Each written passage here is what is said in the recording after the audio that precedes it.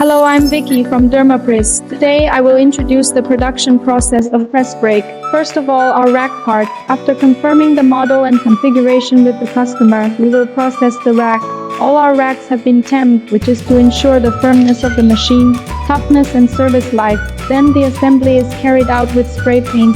After assembly, the machine is debugged. After ensuring the performance of the machine is packaged and shipped.